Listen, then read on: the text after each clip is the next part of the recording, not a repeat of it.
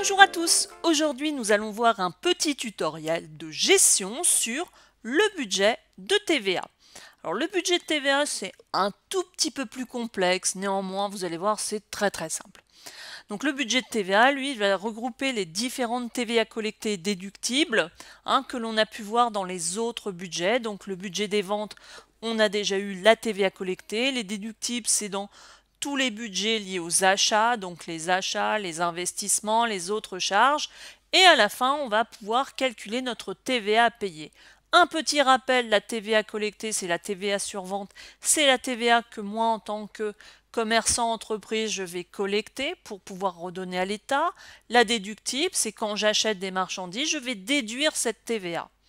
Donc comment ça se passe pour le calcul de la TVA à payer? On va donc avoir le calcul suivant.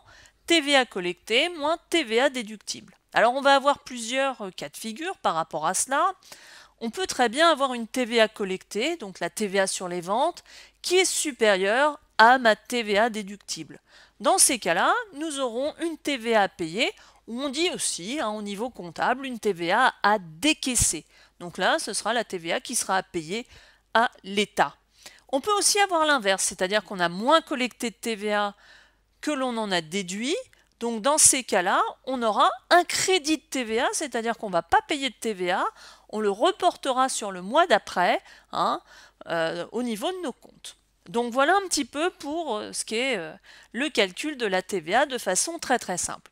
Nous allons maintenant, à l'aide de l'exemple suivi qui a déjà été sur les budgets de vente, achats, investissements, autres charges qui sont déjà présents sur la chaîne, on va continuer avec le budget de TVA et cet exemple.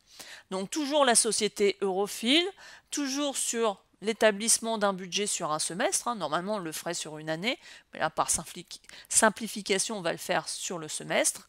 Et pour commencer, on va donc aller chercher ma TVA collectée.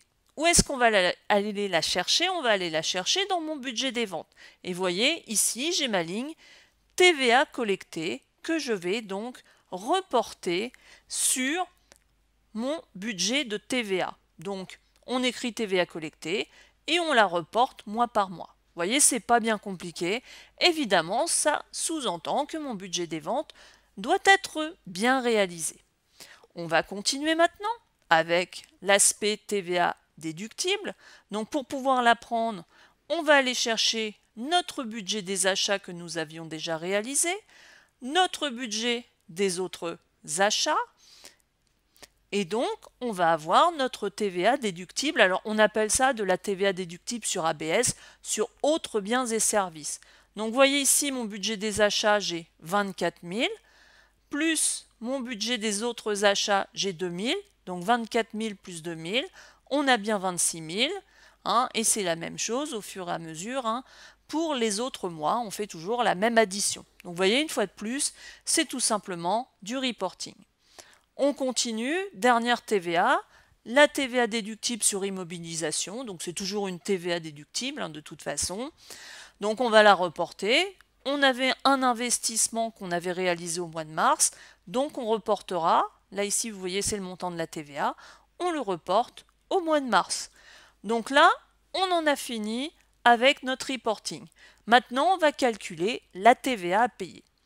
Alors pour calculer la TVA à payer, on prend donc notre budget de TVA et on va faire nos petits calculs.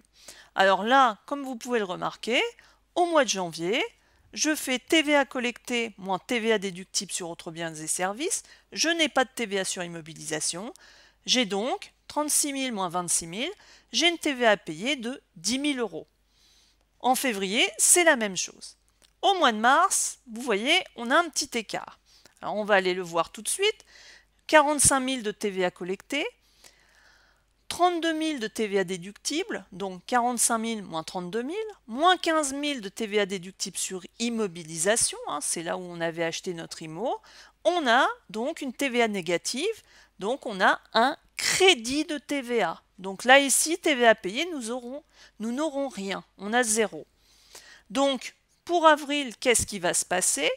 On a bien notre TVA collectée de 48 000, on retire ma TVA déductible sur autres biens et services, et on reporte, hein, la TVA reportée, on l'a bien reportée, on la soustrait, donc on soustrait les 2000 et on a bien 12 000 € de TVA à payer.